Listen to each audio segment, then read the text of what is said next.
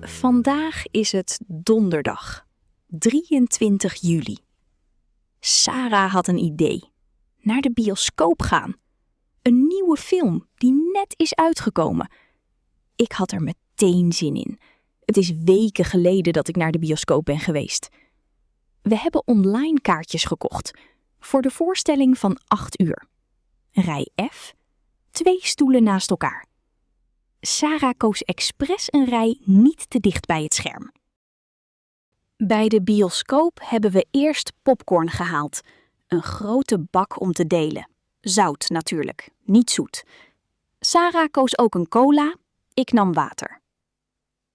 De zaal was best vol voor een donderdagavond. We hebben plaatsgenomen en gewacht op de reclame en de trailers. Zoals altijd veel te lang. Sarah mopperde er zachtjes over. Zoals altijd.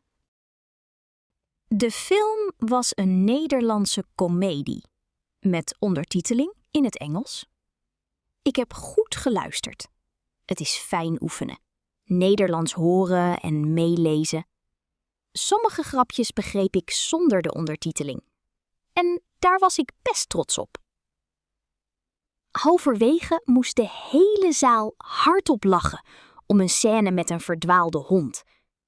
Zelfs Sarah, die de film al kende van de recensies, moest lachen. Na de film hebben we buiten nog even nagepraat over het verhaal. Sarah vond het einde een beetje voorspelbaar. Ik vond het juist grappig. We hebben nog een half uur op een bankje gezeten. Gewoon pratend over van alles. Ze vertelde over haar werk deze week. Druk, maar leuk druk, zei ze. Ik heb verteld over de barbecue bij Piet.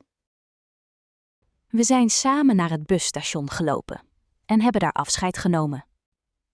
Thuis heb ik nog snel een glas water gedronken. Het was al laat toen ik in bed lag, maar het was een goede avond. Morgen ga ik winkelen in de stad. De uitverkoop is begonnen, dus misschien vind ik iets leuks.